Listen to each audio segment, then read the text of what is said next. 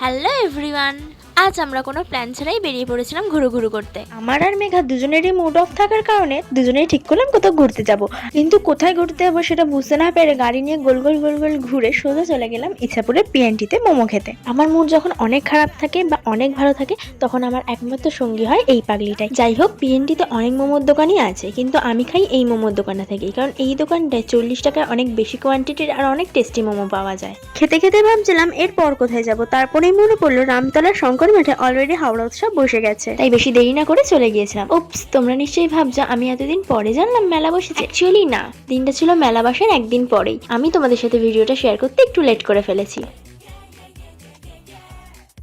এইভাবেই মেলা ঘুরতে ঘুরতে দুজনেরই মুড ভালো হয়ে গেছিল। জীবনে সব থেকে বড় ঝুঁকি নিয়ে মেঘাকে গাড়ি দিয়েছিলাম, ভেবেছিলাম আজকে হয়তো আর বাড়ি ফেরা হবে না।